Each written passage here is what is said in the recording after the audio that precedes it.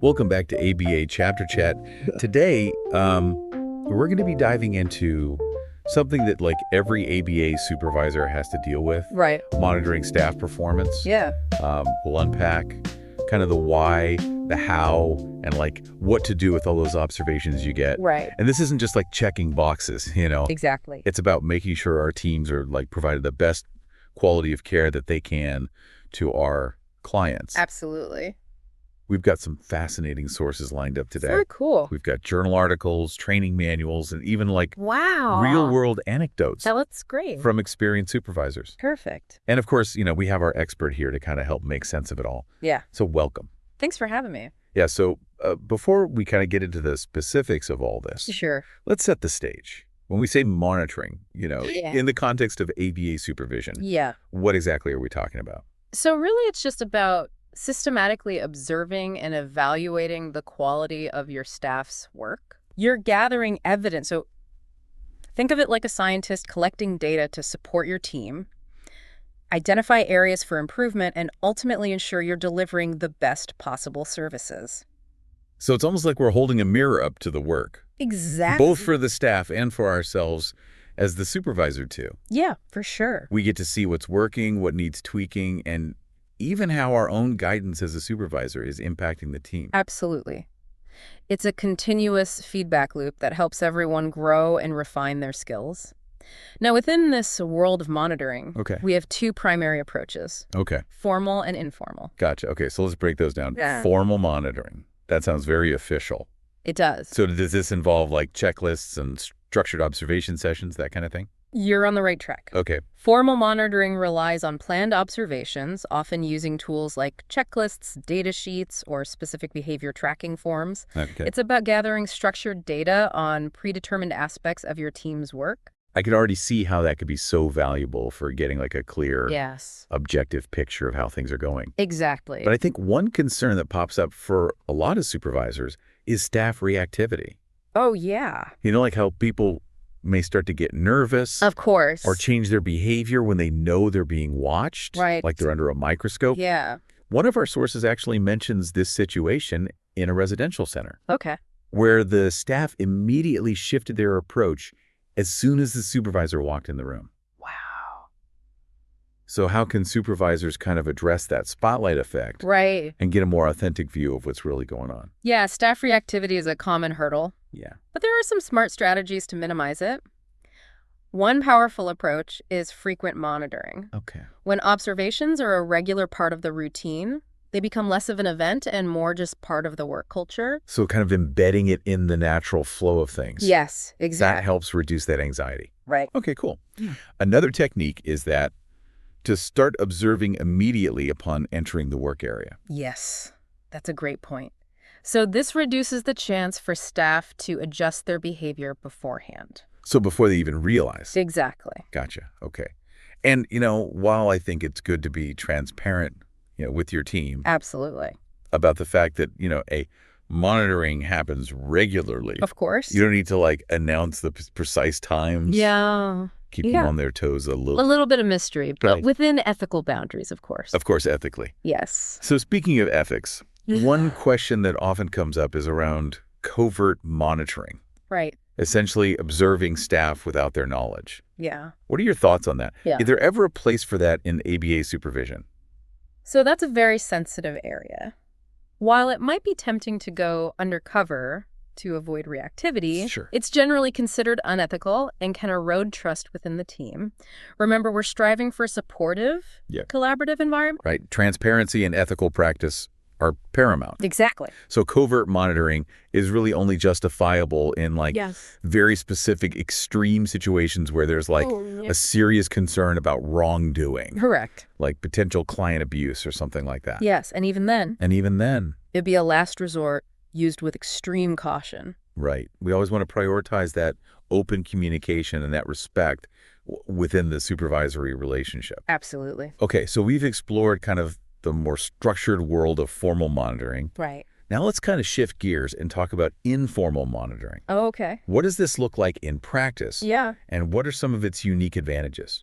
Sure. So informal monitoring is all about those quick in-the-moment observations you make as you go about your day. Okay. You're not using checklists or formal tools. You're simply tuning into how your staff interacts with clients, how they handle different situations, and the overall vibe of their work. So it's about being present and observant in like the natural environment. Yeah. It's almost like you're kind of taking the pulse of how the team is working. Exactly. And because it's less structured, it can feel less intimidating for staff, Right. allowing you to see a more authentic representation of their skills. Okay. One of the big advantages here is that you can catch potential issues early on. Oh, okay. If you notice a staff member consistently struggling with a particular task or interaction, Right. you can address it before it becomes a bigger problem. So it's about being proactive Yes. and providing that support as needed Exactly. rather than waiting for things to escalate. Precisely. And on the flip side, informal monitoring gives you ample opportunities to reinforce positive behaviors. Okay. A quick, great job, or I really appreciate how you handled that situation can go a long way in boosting staff morale and motivation. Oh, absolutely. Positive reinforcement. Yes. Classic ABA principle at work. Exactly. It sounds like informal monitoring can be a really powerful tool for building rapport It is. and creating a more supportive work environment. Absolutely. When staff feel seen and appreciated, they're more likely to be engaged and invested in their work. All this talk about monitoring makes me think about all the data that we collect in ABA. Yeah. Sometimes it feels like we get so focused on gathering those numbers that we kind of forget what to actually do with it all. Oh, that's a great point. It's easy to fall into the trap of data hoarding instead of data utilization. Data hoarding. Data without action is just noise. It's like having a map but never using it to navigate. I love that analogy. Right? So how can we shift our mindset from just data collection to like data-driven decision-making? Right.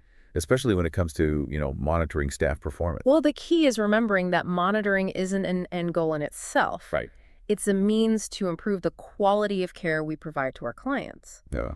Every observation, every data point should lead to some kind of action. So it's about connecting the dots between what we observe Yes. and how that impacts, the people that we serve. Exactly. But what does that action actually look like, Yeah, so it varies depending on what you observe. Okay. If you see a staff member struggling with a specific skill during a formal observation, or even just through informal observation, All right. it might signal a need for additional training or coaching. Gotcha. Maybe they need more practice with a specific technique, or perhaps they'd benefit from shadowing a more experienced colleague. So it's about individualizing that support Absolutely. based on what you're seeing. Exactly. On the other hand, if you consistently observe a staff member exceeding expectations, that data can inform decisions about promotions, Oh, wow. opportunities for leadership roles, or specialized training to further hone their skills. I love that we're not just correcting problems, we're like actively nurturing strengths. Yes. And finding ways to help people grow. Exactly. It's like we're shaping and refining how the team functions, all based on the data that we're getting. That's the heart of it.